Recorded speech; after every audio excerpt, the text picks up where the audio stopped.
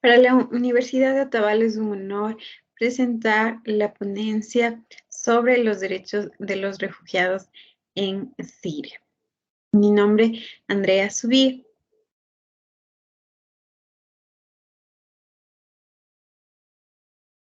Me voy a permitir compartir una pequeña presentación sobre las ideas de la ponencia.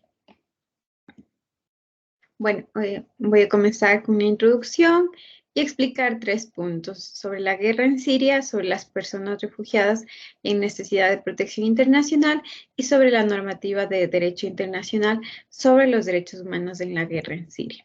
Bueno, es importante comenzar mencionando que un conflicto armado es aquella situación en la que existe fuerza o violencia con prolongación del tiempo. Puede ser un conflicto entre estados, que se lo conoce como un conflicto internacional, y actualmente puede ser entre autoridades estatales y grupos armados, es un conflicto no internacional. Eso es lo que sucede desde el año 2011 en Siria, un conflicto armado interno denominado guerra siria. Existen ciertos factores o causas como el descontento social, conflicto armado, entre otros hechos que han generado esta controversia a nivel nacional. Surge una crisis, por lo tanto, después de los conflictos armados, donde miles de refugiados y personas de condición de protección internacional se encuentran fuera de las fronteras del país en Siria.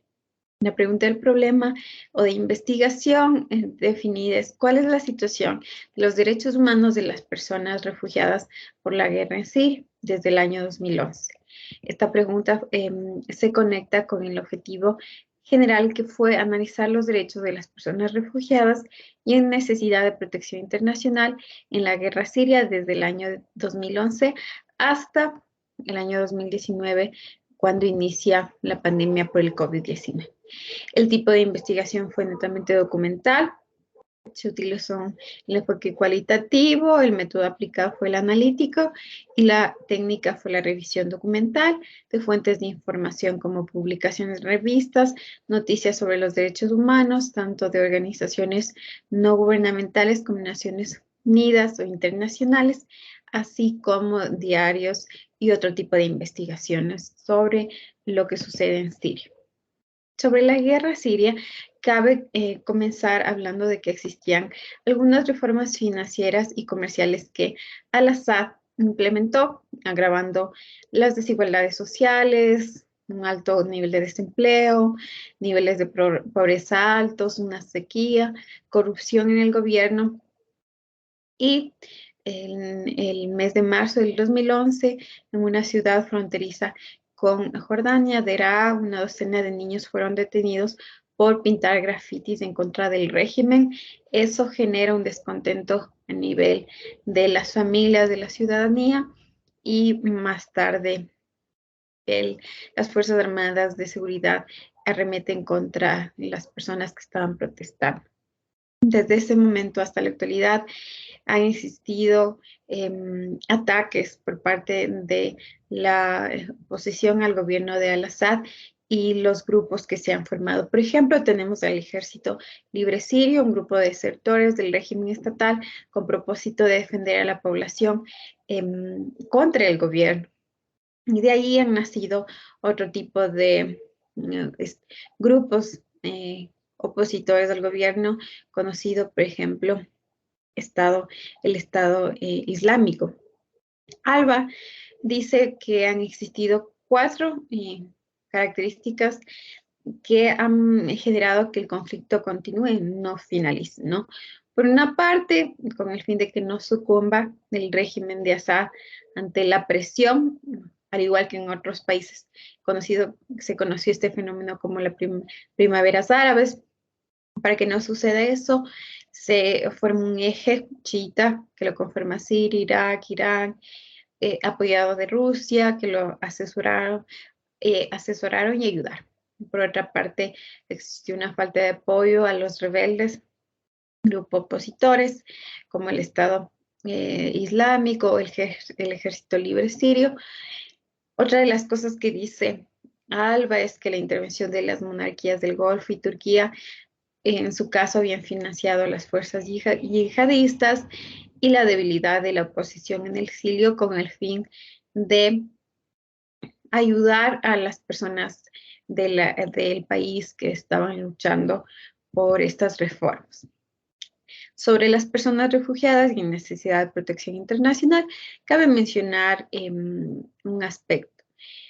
Principalmente, sería importante mencionar que en la teoría clásica de los derechos humanos, aquellos derechos son atributos que todos los seres humanos poseemos por nuestra esencia. En eso lo encontramos declarado en la Declaración de la, Universal de los Derechos Humanos de Naciones Unidas desde 1948, y en el artículo 14 específicamente se señala que en caso de persecución toda persona tiene derecho a buscar asilo y disfrutar de él en cualquier país.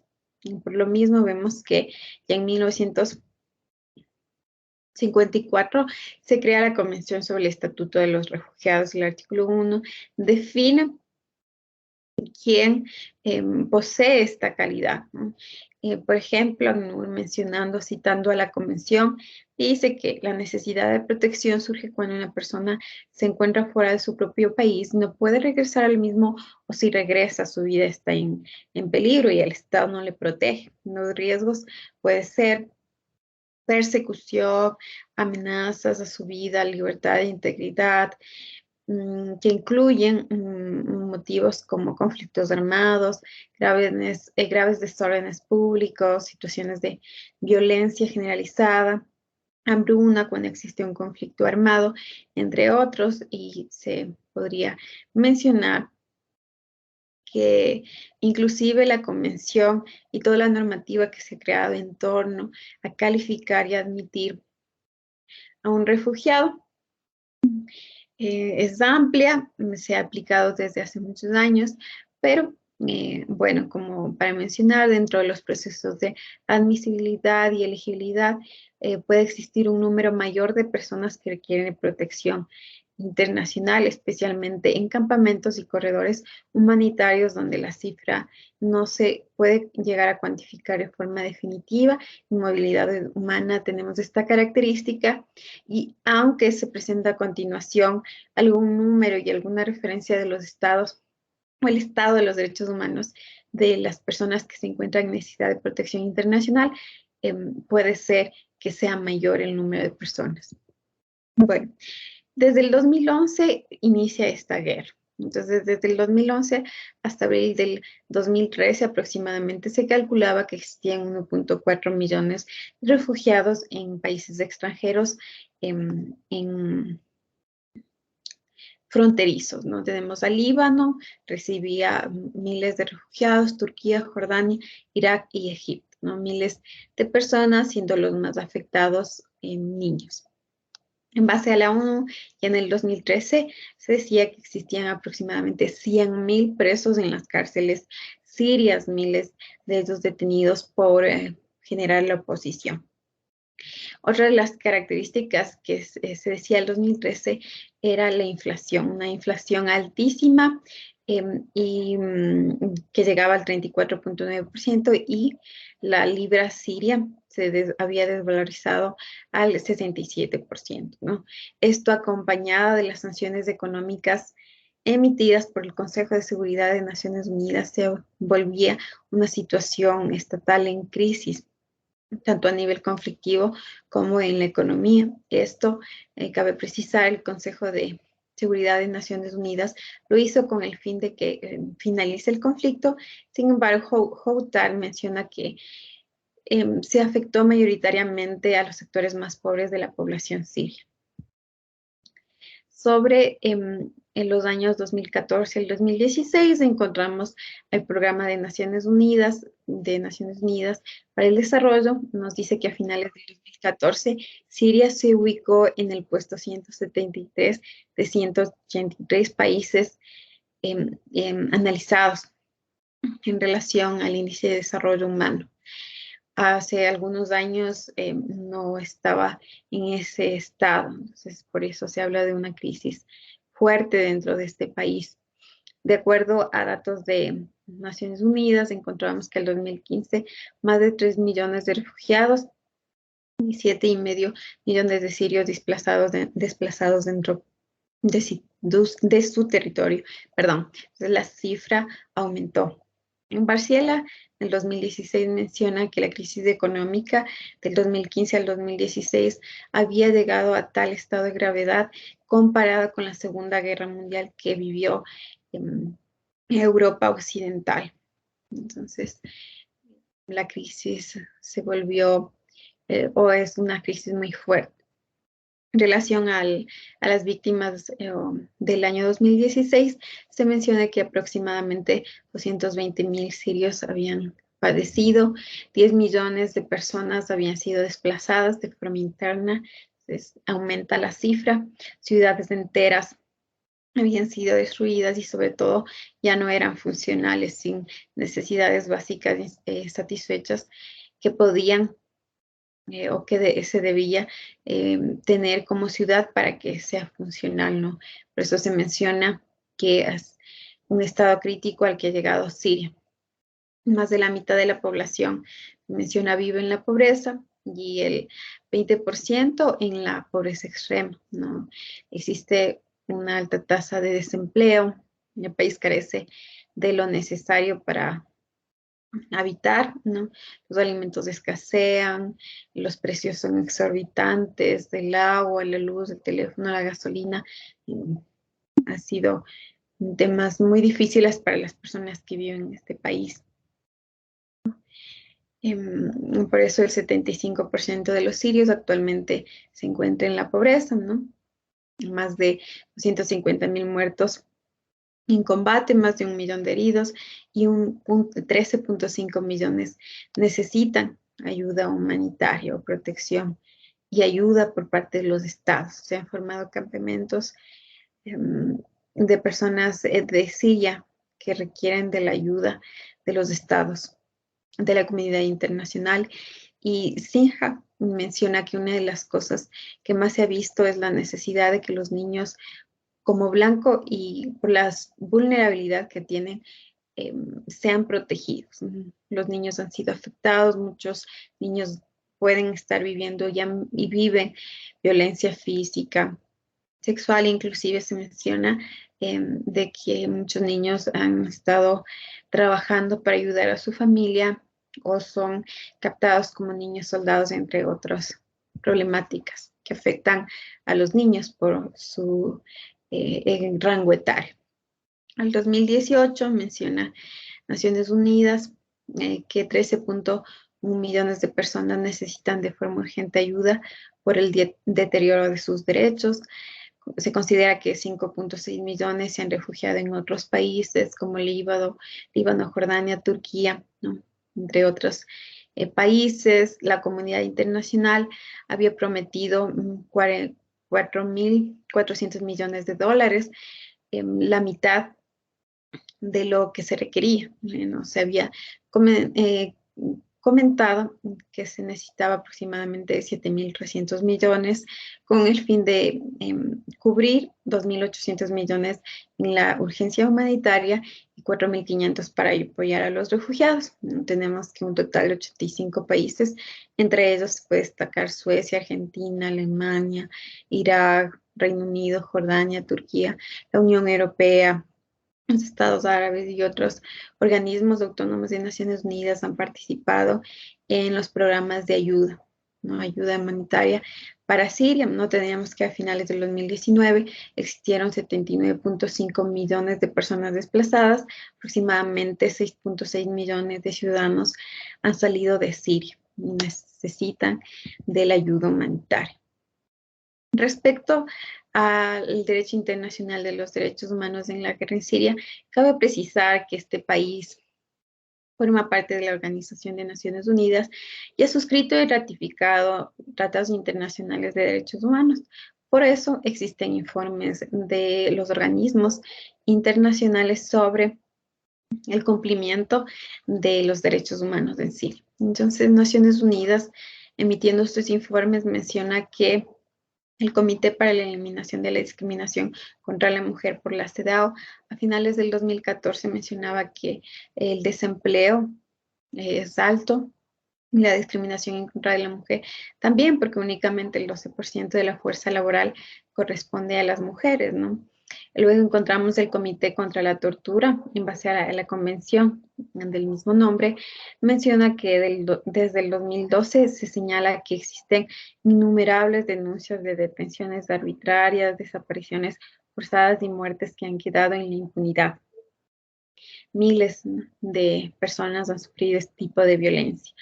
El Consejo Económico y Social, en relación al Pacto Internacional de Derechos Civiles y Políticos, había mencionado que desde el 2005 han existido prácticas que violentan el ejercicio de los derechos del pueblo sirio con cierto tipo de costumbres, ¿no? Pero esto anterior, ¿no? Y actualmente desde el 2011 se lo ha visto durante la guerra siria. Entonces, en el Consejo de Derechos Humanos en el 2011 emitió o envió 3 expertos que emitieron sus informes sobre la investigación de la guerra. Entonces, dentro de los informes se señala que han existido detenciones arbitrarias, persecución a determinada población, junto al cometimiento de crímenes de guerra contra la población civil, inclusive dentro de la guerra. En relación al nivel de los derechos violentados, se menciona que la población civil en contra de los mismos se ha generado o se ha afectado los derechos civiles y políticos, entre ellos la libertad, la seguridad, la integridad física, ¿no? Personal y el ejercicio de sus derechos democráticos, por ejemplo, la resistencia. En relación a los derechos económicos, sociales y culturales, han existido condiciones de vida y acceso a bienes materiales y culturales afectados, ¿no? Existe una aguda pobreza y necesidades básicas insatisfechas que no les permiten subsistir a las miles de personas que son desplazadas o han salido de su país. Y además el derecho a desarrollo sostenible, a un ambiente sano y a una vida en convivencia pacífica también ha sido algo que no se ve en Siria. Al año 2020, dentro de la crisis humanitaria que se está viviendo, se menciona por parte de la ONU que cerca de 1 millón de desplazados por la intensificación de los combates desde el diciembre de 2019 se encuentran hacinados. Los primeros casos de contagios con coronavirus en Siria significa que casi 8 millones de sirios en seguridad alimentaria y vulnerabilidad necesitan más apoyo que nunca, según Naciones Unidas. Como conclusiones, puede comentar que las organizaciones de derechos humanos han continuado trabajando para ayudar a los refugiados y sirios afectados en la guerra. El papel del Consejo de Seguridad de Naciones Unidas ha sido emitir medidas de seguridad que impulsen la solución. No obstante, no se había finalizado hasta el alto al fuego que se preveía con la crisis sanitaria COVID-19, ¿no? La crisis ha sido calificada, la guerra siria ha sido calificada como una de las mayores crisis humanitarias que estamos viviendo en este siglo. No obstante, la mediación y el plan de paz que Naciones Unidas y la comunidad internacional han iniciado desde el 2011, que inician los conflictos, han resultado muchas veces difíciles, insostenibles, lo cual se refleja en los casi 7 millones de ciudadanos sirios que huyen de la guerra y que se encuentran en necesidad de protección internacional. Muchas gracias.